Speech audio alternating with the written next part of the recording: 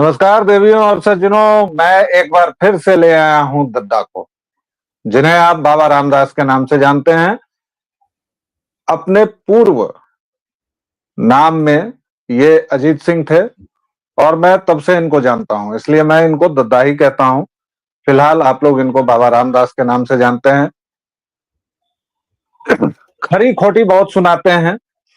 दद्दा, हरियाणा के चुनावों को लेकर आपने कई बार मुझसे बातचीत की थी, वैसे भी बहुत सारे प्लेटफॉर्म्स पर, अपने प्लेटफॉर्म पर भी बात की थी और आपने कई बार कहा था कि हरियाणा के चुनाव चौंकाएंगे।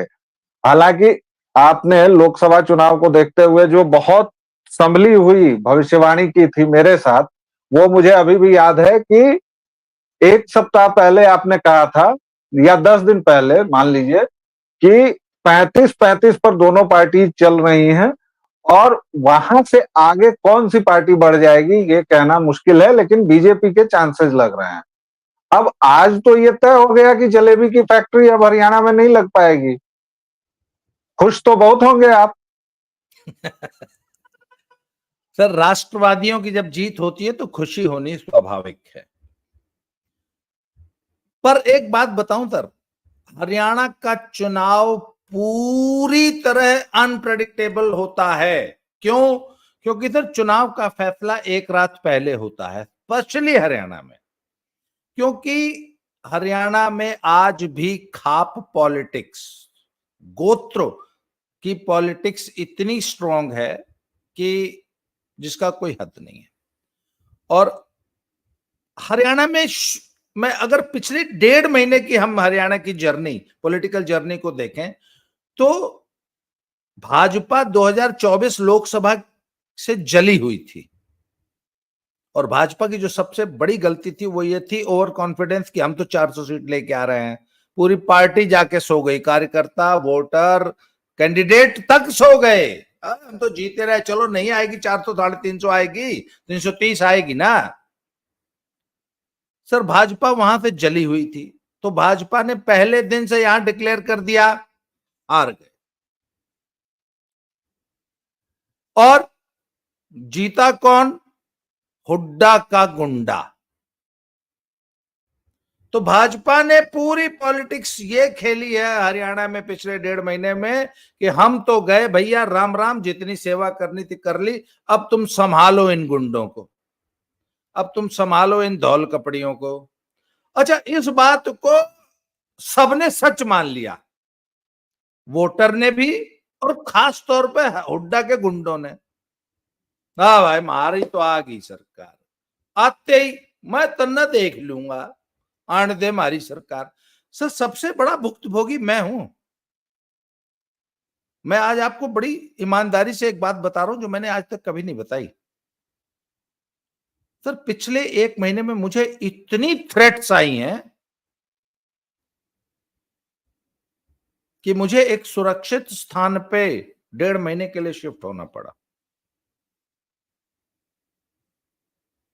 और एक वर्ग ने मेरे से निजी अदावत डिक्लेयर कर दी थी, निजी।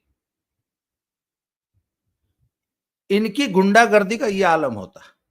और सरेआम धमकियां व्हाट्सएप पे, फोन कर करके, और उसके बाद यूट्यूब के कमेंट बॉक्स में, फेसबुक के कमेंट बॉक्स में सरेआम धमकियां।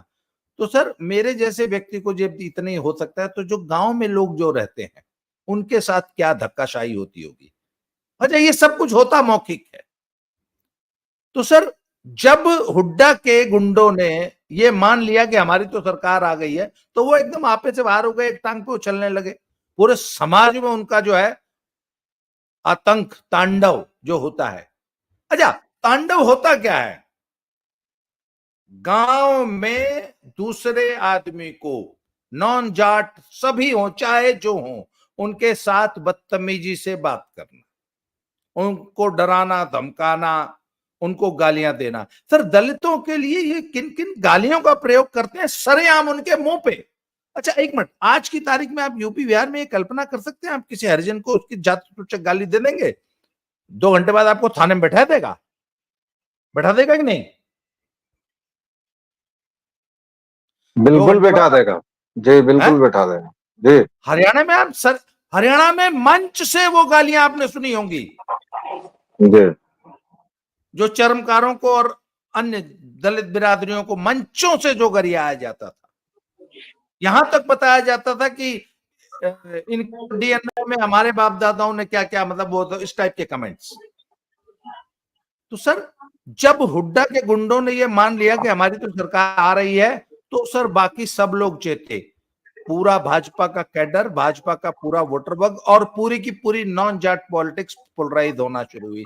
मैं क्या कह रहा था आपसे शुरू से कि भैया अब ये जाट वर्सेस नॉन जाट का चुनाव हो गया है, जाट पूरी तरह पोलराइज है, पर नहीं, जाट पूरी तरह पोलराइज नहीं था सर। एक एक सीट पे 3-3 4-4 जाट कैंडिडेट खड़े थे कुछ सीटों पे, पर नॉन जाट पोलराइज हो गया था हफ्ते 10 दिन पहले। और उसके बाद जब दलितों की नाराजगी सामने आई और वो शैलजा वाला और वो दलितों की महापंचायत जींद में, फिर हर जिले में, तो जब नॉन जाट पोलराइज होने लग गया तब मैंने कहा था कांग्रेस जीता हुआ, तब मैंने कहा था बीजेपी और कांग्रेस अब बराबरी पे आके खड़े हो गए। अब 35-35 पे दोनों आ चुके हैं, अब यहां से आगे और पीछे जाने का। उस दिन के बाद बीजेपी ने लगातार गेन किया सर, 35 से 50 पे आई और कांग्रेस 60 से 30 पे आई। मतलब आप ये कहना चाह रहे हैं या ये बता रहे हैं कि कांग्रेस को हराने में कांग्रेस का सबसे ज्यादा हाथ है, उसके बाद भाजपा की चतुराई है, और हुड्डा ने जो गुंडई की उनके लोगों ने, या हुड्डा ने जिस तरह से जाट वोटों को एक तरह से कंसोलिडेट करने की कोशिश की, लेकिन उसकी प्रतिक्रिया में नॉन जाट वोट जिस तरह इकट्ठे हो गए, उसकी ये देन है। लेकिन क्या इसमें आप राष्ट्रवाद का कहीं कोई हाथ पैर नहीं पा रहे हैं कि लोग जलेबी फैक्ट्री से तंग आ चुके थे, कांग्रेस से तंग आ चुके हैं, क्योंकि कांग्रेस के युवराज जो हैं वो कुछ भी उल बके चले जा रहे हैं, पूरे देश में आग लगाने को तैयार हैं, माचिस लेके घूम रहे हैं, इस सब का कोई असर नहीं? कोई रोल नहीं। ये पूरी तरह Jat versus non Jat politics की लड़ाई थी, पहली बात। और सर आश्चर्यजनक रूप से अगर हरियाणा जैसे स्टेट में भी एंटी इनकम्बेंसी प्रो इनकम्बेंसी में बदल जाती है। आप देखिए ना, अभी तक का जो रुझान है, अगर उसको मान लिया जाए कि यही रहने जा रहा है, क्योंकि देखिए अब 1 बज चुका है और 1 बजे तक मैं लीजिए आपको लेटेस्ट अगर मैं बता दूं तो साहब ये अभी तक भी जो है, ये लीजिए मैंने आपको लेटेस्ट बता दिया, 49-35 वही 50-35 पे आगे आंकड़ा टिक गया है। तो मेरे हिसाब से ये 2-3 सीट ही ऊपर नीचे होगा और बीजेपी के ऊपर जाने की संभावना ज्यादा है, क्योंकि मैं भी देख रहा कुछ सीटें बहुत क्लोज मार्जिन में बीजेपी पीछे है। हालांकि कांग्रेस भी ऐसे ही है, क्लोज मार्जिन में 2-3 सीट पीछे है। कुल मिला के आंकड़ा यही रहने जा रहा है। नहीं, वैसे 1 बजे तक तो जो हो जाता है वो अमूमन हम लोग देखते हैं कि फाइनल टैली लगभग उसी के आसपास रहती है, बहुत चौंकाने वाला अंतर नहीं आता है, 2-3-4 चौंकाने वाला अंतर चलता नहीं है। आएगा, और अभी 2-3 सीट का हेरफेर बाकी है, 2-3 सीट। तो सर मैंने एक चीज देखी सर, एंटी इनकम्बेंसी जो कि भीषण थी, प्रो इनकम्बेंसी में बदल गई। और सर भाजपा के संगठन ने पूरा, आरएसएस कूद पड़ा था, पूरी भाजपा सक्रिय हुई थी। और सर सबसे स्मार्ट वर्क जो हुआ है वो टिकट वितरण में हुआ है। टिकट वितरण में बीजेपी ने निर्दलीय खड़ा किए, जहां खुद नहीं जिता सकते थे वहां निर्दलीयों को खड़ा करके जितवाया है। 4 निर्दलीय जीत रहे हैं, चारों भाजपा समर्थित हैं। इसके अलावा सर जाट कंसोलिडेशन का ये आलम है कि आप ये समझ लीजिए कि पूरा का पूरा चौटाला परिवार साफ हो गया अपने घर में। मतलब जाटों ने एक बार माफी मांग ली। बलराज कुंडू जैसे लोग, महम से एक सीट है, बड़ी हॉट सीट है सर, रोहतक के बगल में पड़ती है सर। महम में बलराज कुंडू पिछली बार निर्दलीय उम्मीदवार थे, फिर उन्होंने अपनी पार्टी बना ली थी, बहुत अपने क्षेत्र की सेवा करते हैं। वो चुनाव हार रहे हैं कांग्रेस के सामने। बलराम डांगी, बलराम ऐसे, हाँ डांगी साहब का, आनंद सिंह डांगी का बेटा चुनाव लड़ रहा है। तो लोगों ने वहां हाथ जोड़ लिया कि भाई इज्जत का सवाल। जाटों की अस्मिता का प्रश्न, जाटों की नाक की लड़ाई बन गई थी इस चुनाव में।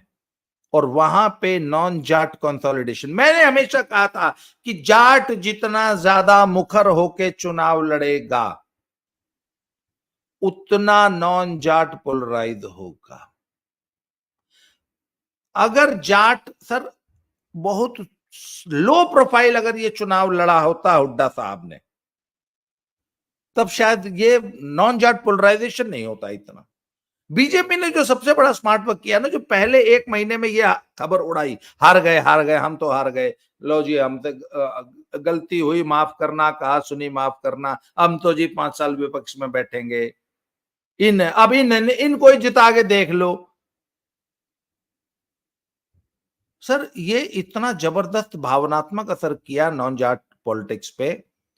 और जिस तरीके से हुड्डा ने, एक बहुत बड़ा फैक्टर जो हुड्डा को हरवाने में काम किया है सर, कि जिस तरीके से हुड्डा ने शैलजा के साथ किया।